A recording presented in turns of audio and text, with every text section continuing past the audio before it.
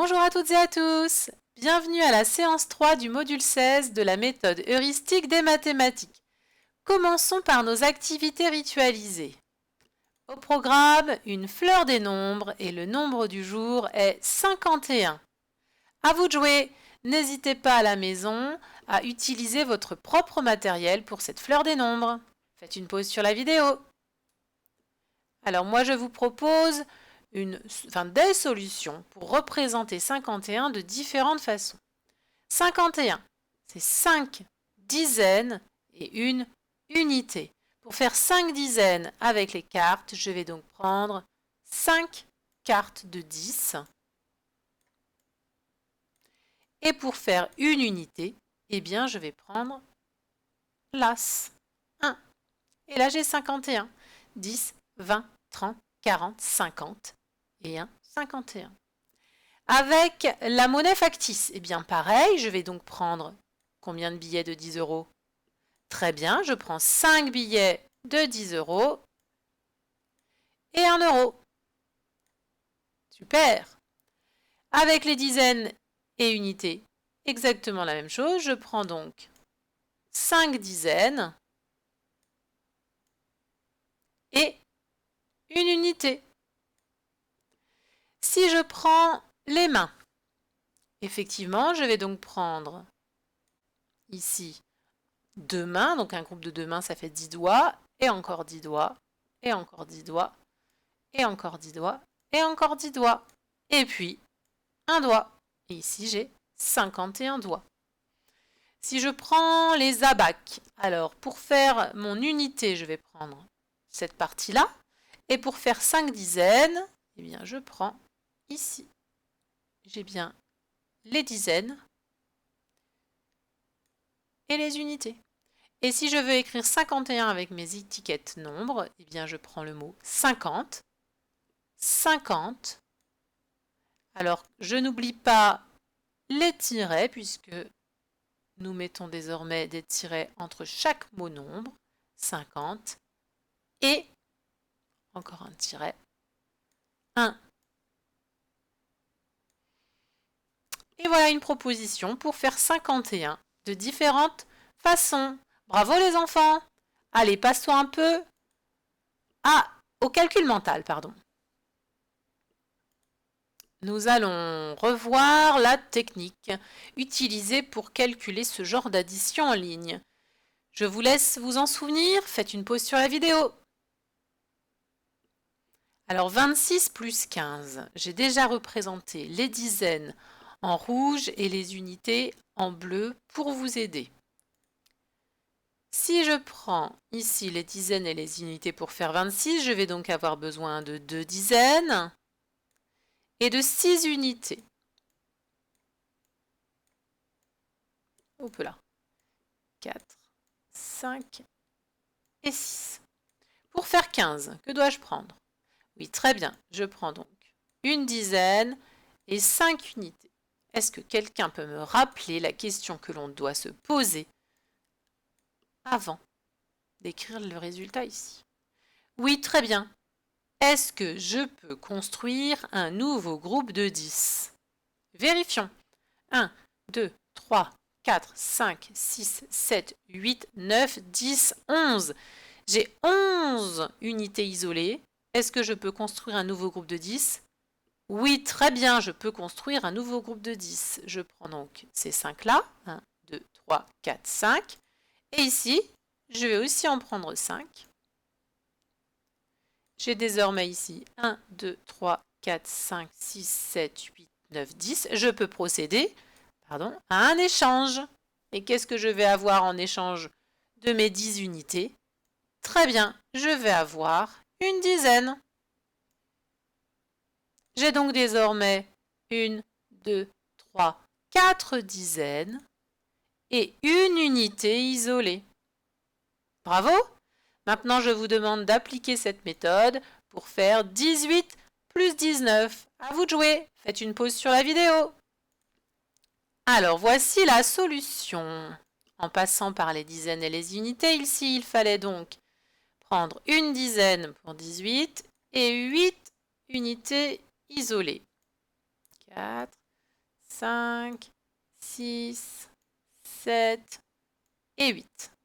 Pour faire 19, je prends aussi une dizaine et j'ai 9 unités. 1, 2, 3, 4, 5, 6, 7, hop là, 8 et 9. La question que je me pose, très bien, est-ce que je peux construire un nouveau groupe de 10? Là, hein, ça se voit hein, que je vais en avoir plus que 10. Déjà, si je prends, hop là, si je prends ces 9 là, 9 et 10, ici j'ai bien 10 unités. 1, 2, 3, 4, 5, 7, 8, 9, 10. Alors, je vais pouvoir procéder à un échange. Je donne mes 10 unités et je récupère une dizaine.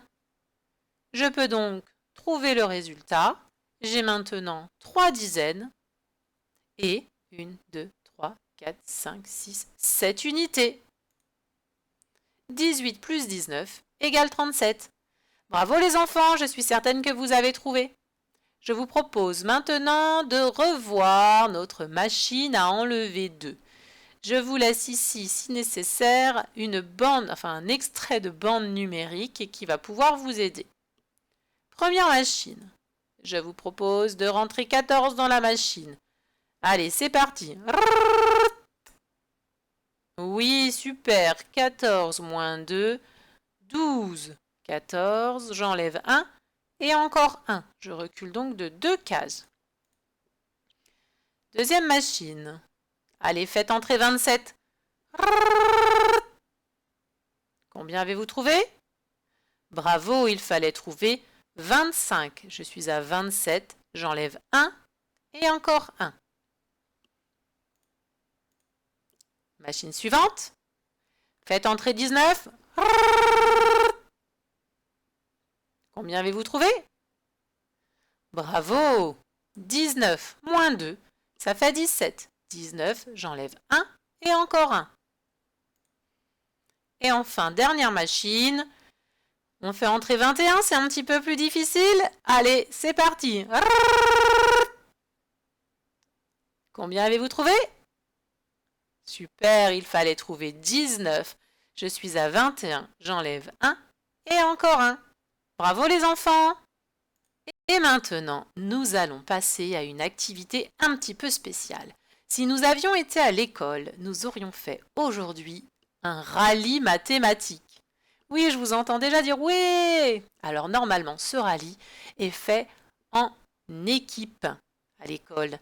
Et le but, c'est d'obtenir le plus de points possible et surtout de dépasser le score de la famille maths pour vous permettre en général d'obtenir un avantage. Le premier rallye maths que nous avions fait à l'école, nous à l'école Gambetta, les élèves avaient perdu contre cette famille maths, ils avaient été très déçus. Et la seconde manche, ils l'avaient gagnée et ils avaient bénéficié d'un temps supplémentaire en récréation. Ils avaient obtenu une récréation doublée. Alors, bien évidemment, pendant ce confinement, nous n'allons pas pouvoir vous proposer de doubler le temps de récréation, quoique si nous reprenons bientôt peut-être, mais nous vous proposerons une autre surprise que nous n'allons pas encore vous dévoiler. Mais c'est vrai que nous nous sommes posé la question de rallye maths ou pas pendant le confinement. Alors, ce que nous avons trouvé comme idée, c'est que vous allez jouer individuellement chez vous et que chaque élève de l'école, alors là, pour l'école du moins dans laquelle moi je travaille, parce que je sais que d'autres écoles nous regardent, alors essayez de voir avec les enseignants de vos écoles s'il y a moyen de fonctionner de la même façon. En tous les cas, pour l'école Gambetta, chaque élève de l'école fera gagner 1 point si la réponse est juste et 1 point en plus si elle est bien expliquée. Attention, si la réponse n'est pas juste, même si l'explication est bonne, eh bien, il n'y aura aucun point d'accordé. Pour simplifier la correction et éviter de recevoir un trop grand nombre de pièces jointes dans les mails, parce que je vous demanderai de me rendre les réponses par mail, vous devrez avoir toutes vos réponses, les enfants, sur une même feuille et avec les explications dessus. Donc il va falloir trouver une solution, puisque vous ne pourrez pas, comme à l'école, m'expliquer votre stratégie. Il va falloir faire en sorte que votre stratégie soit visible sur votre feuille.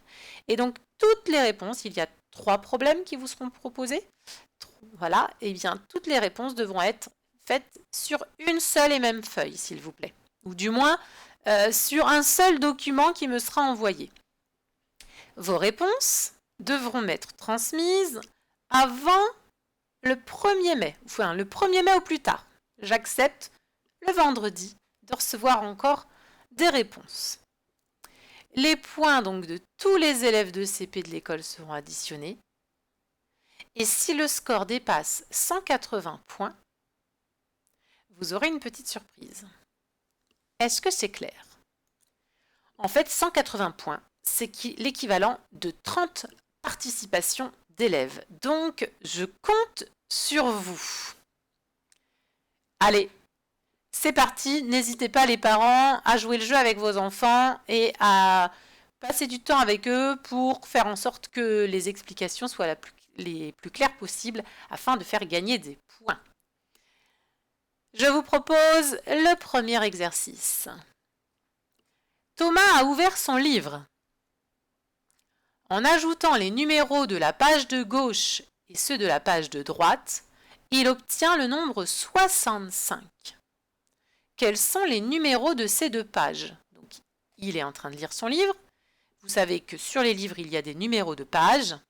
Quand il additionne le numéro qui est sur cette page-là et le numéro qui est sur cette page-là, eh bien, il trouve 65. Moi, je vous demande, quels sont les numéros de ces 2 pages? N'hésitez pas à utiliser votre propre matériel. La justification pourra aussi bien être en image avec du vrai matériel de chez vous. Ça, c'est tout à fait possible. Ça n'est pas forcément une réponse mathématique que nous attendons. L'exercice numéro 2. Ah, Madame Olive joue au Lego. Elle a 6 vaisseaux. 1, 2, 3, 4, 5, 6. Je suis sympa, je vous ai mis du matériel à disposition. Enfin, en image. Elle prépare les équipages pour chaque vaisseau en utilisant des personnages issus de l'univers Star Wars et de l'univers Harry Potter. Chaque équipage devra comporter le même nombre de personnages Star Wars et le même nombre de personnages Harry Potter. Donc le nombre de personnages Star Wars que j'ai utilisé, c'est ici, il va falloir les compter. Et puis le nombre de personnages Harry Potter sont ici. Je suis désolée, j'ai fait avec ce que j'avais à la maison. Voilà, donc j'ai emprunté le matériel d'un de mes enfants. Je vais donc vous demander, alors vous pourrez aussi utiliser votre propre matériel, il n'y a pas de souci, vos propres jouets. Je vais vous demander de compléter la phrase suivante. Chaque équipage aura personnage Star Wars et personnage Harry Potter. Je compte sur vous. N'hésitez pas à faire un petit schéma de la situation pour que votre justification soit acceptée. Et l'exercice numéro 3, le voici. Regarde bien cette construction de briques que j'ai faite. Elles sont toutes identiques, les briques, je précise. Ce sont toutes des briques constituées comme ça. On va dire une brique, c'est ça. Elles sont toutes posées au sol. Il n'y a pas de trou caché. Combien ai-je utilisé de briques pour faire cette construction? Combien ai-je utilisé de briques pour faire cette construction? Je compte sur vous pour participer activement et me rendre très vite les réponses à ces 3 exercices pour peut-être gagner ou avoir le privilège de découvrir la surprise qui sera donc réservée à tous les élèves participants et même à ceux qui n'auront pas participé parce qu'on peut imaginer que vous n'avez pas eu le temps de le faire dans le temps imparti. Je compte sur vous pour motiver aussi éventuellement les copains-copines avec qui vous avez peut-être encore l'habitude de discuter, peut-être grâce au téléphone ou grâce au site de l'école ou enfin le mur des CP de l'école. Motivez-vous les uns les autres parce qu'il faut quand même 30 participations. Donc ça n'est pas rien, c'est un peu plus de la moitié des CP de l'école Gambetta. Allez, je compte sur vous. et faites-vous aider par vos parents et je vous dis à très bientôt pour une nouvelle vidéo et surtout pour savoir si vous avez gagné. Je précise tout de même avant d'oublier que la correction ne sera donnée que dans le module 16 séance 5. Donc, vous ne saurez qu'à ce moment si vous avez gagné ou non. Allez, à très bientôt!